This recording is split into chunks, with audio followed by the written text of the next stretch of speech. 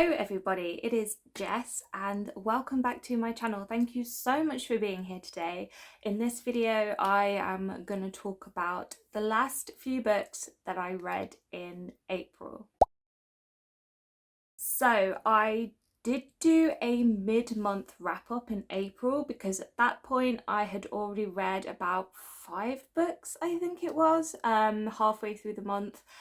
And honestly, my TBR was quite big, so I thought I would have read a few more. So I ended up doing a mid-month wrap-up because I didn't want my end of the month wrap-up to be too long. This is something that I'm trying out. But in the end, I only read 3 more books after that in April. So in total, I read 8 books, I think, which is, still pretty good. Still really happy with that. So this should be a super short video. But yeah, like I said, I've got 3 books that I want to talk about that I read at the end of April, and one of them is a 3-star, one of them is a 4-star, and one of them is a 5-star. So as always, I'm going to start with my lowest rated and end with my highest rated. So without further ado, let's just get straight into it. So the first book I'm going to talk about, my 3-star read, is Black Flamingo, or The Black Flamingo, sorry, by Dean Atter. So this is a young adult contemporary novel written in verse, which is always a very interesting thing for me to try out because I'm not a huge poetry fan, I'm not a huge lover of things written in verse, but I have read one previous book that was written in verse, and that was Clap When You Land by Elizabeth Acevedo, and I really liked that one. That was one of my favourite books of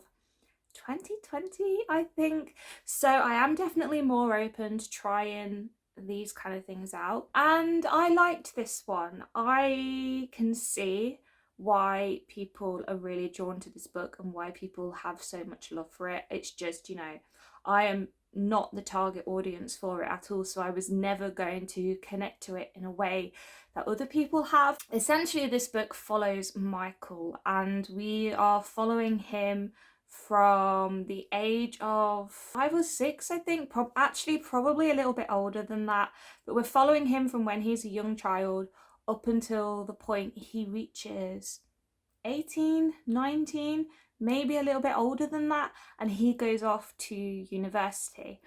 And it is this coming of age story about Michael and his relationship with his mom and how he ends up discovering himself and figuring out his sexuality and figuring out what he wants to do in life. There are a lot of metaphors in this book, so as the title suggests, The Black Flamingo. It is about Michael, who becomes the Black Flamingo, who is this drag queen, and this is something that he discovers when he's at university. He joins the drag society, realizes that this is something that he's really passionate about. But this book does reference a black flamingo, which I think Michael comes across from watching a nature documentary, and how this black flamingo stands out from the rest of the flamingos, and how special and unique this flamingo is. There's lots of metaphors alluding to that, which I really liked, and I thought it was done really well. This was a very easy read for me, and I think it's because it's written in verse, it's always going to be an easy read, but I understood it, and I understood what the book was trying to say, and it has a very positive message to young people out there that you can be whatever you want to be, that you have so much potential, you are unique, and you are special just as you are, and that it's okay to be you. Essentially, it's okay to be gay, it's okay to want to do drag, it's okay to be mixed race, it's okay to be unsure of yourself, it's okay to discover things. As I said, I can totally see why people are drawn to this book, and I do think it is a really nice little story. As I said, because I'm not the target audience for it, I couldn't connect to it. Although I have been to university, and I do kind of get that thing that Michael went through of like you're trying to fit in into university and find your place within this community, figure out who your friends are, or find new friends and figure out what you want to do. I totally relate to that. Michael, obviously, he had a lot more things going on, and you kind of see his thought processes within the story about, you know, he doesn't feel black enough to be part of the black community, but he doesn't feel white enough to be part of this community. He doesn't feel gay enough to be part of the gay community. And so he's just trying to figure out where he fits. And eventually, you know, he realizes that he doesn't need to fit into those societies. He is, you know, a multifaceted person. He has a lot of layers, a lot of things about him that makes him who he is, and you know, he can be part of all of those communities, and you know, there is a community out there for him, and that happened to be the drag society at university. So I really like this book, and I can see the potential in it. I'm interested in checking out some of Dean Atter's other works. I know he predominantly writes poetry, and I would like to give poetry a go now that I'm older. I think I would enjoy it more.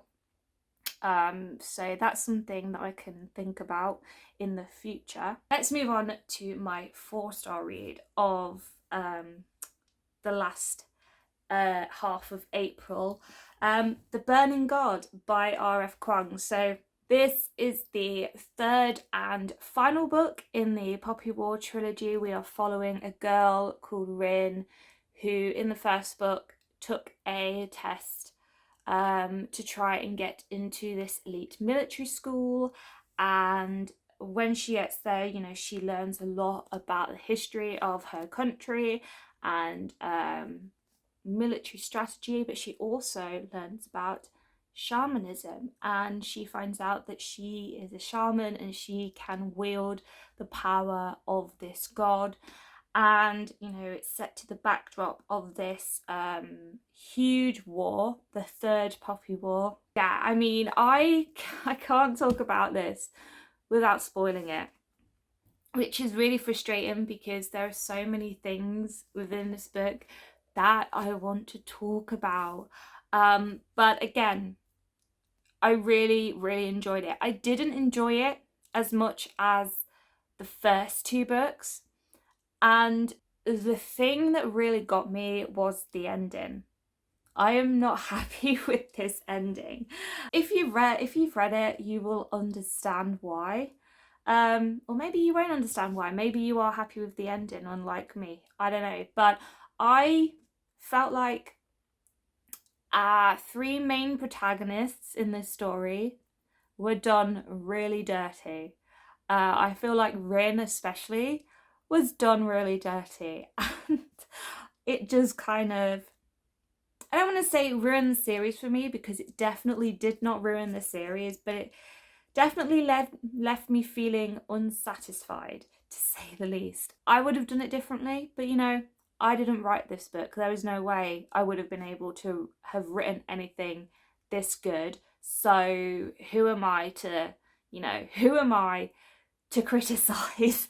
But overall, phenomenal series, one of the best fantasy series I have read in a long time, actually. And I understand 100% why so many people love this series, and I just think R.F. Kuang is a phenomenal writer. She's just amazing at capturing your imagination, immersing you into a very rich and diverse world with such an interesting and unique history. And I would really, really like more books in this world and in this series. But you know, I get that Rin's story is done now, and it is what it is. But yeah, still really enjoyed it, and I'm very excited to read Babel when that comes out in September. I cannot wait. So all right, so let's talk about my 5-star read.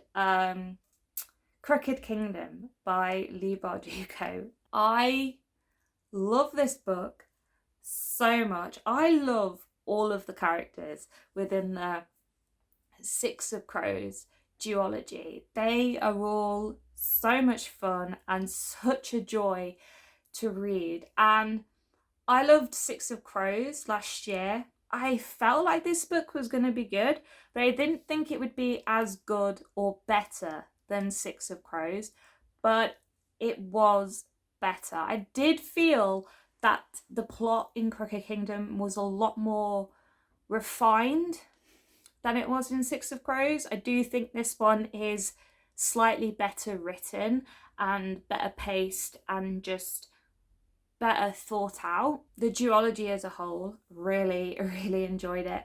And this follows on from Six of Crows, which was about a heist that the Dregs took part in the first book. And we're following on from that. We've got the usual antagonist of Pekka Rollins, and I can't remember what his name is. That's really good.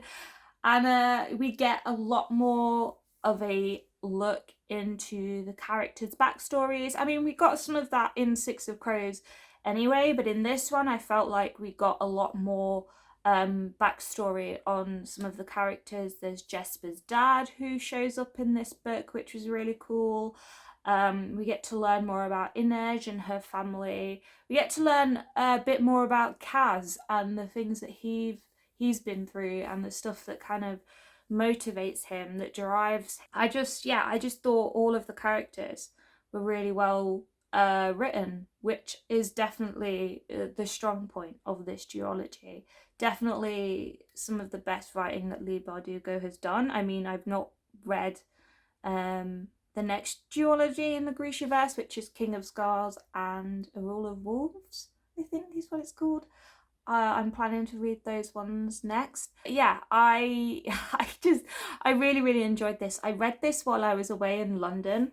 Because of that, I didn't have a lot of time to sit down and read it. So I kind of read it over the span of 4 or 5 days. Whereas with Six of Crows, I read that one quite quickly. I feel like if I'd had more time, I would have read Crooked Kingdom a lot faster. But I actually quite liked that I didn't have a lot of time to sit down and read it, so that, you know, I could properly take it in and you know, really enjoy it and really think about it. I loved the plot. It was just so much fun. This entire duology is so much fun and I highly recommend it. Oh, there's just so many things I could say about this. I did put a review up on my blog as well, which is linked down in the description below, so you can go and check that out if you want to.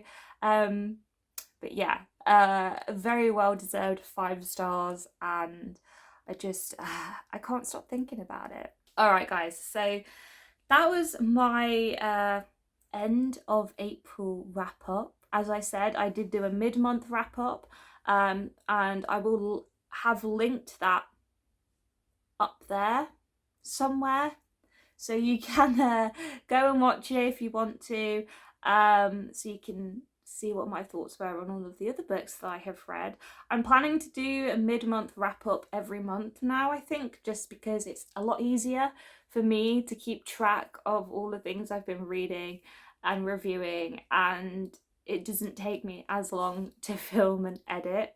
And also, you guys don't have to sit and watch an entire half an hour long video. I know some of you like that, but you know, some of you don't. So yeah, having said all of that, I am gonna wrap this video up here. Thank you guys so much for watching. As always, please feel free to leave any comments down below letting me know if you've read any of the books that I've talked about in today's video and what you thought of them, because I always love to hear what you guys have to say. You can leave a cheeky thumbs up if you like this video, because it really does help with my channel. You can also subscribe and you can hit the bell button so you will be notified every single time I do upload a video, and I will see you all in my next one very soon.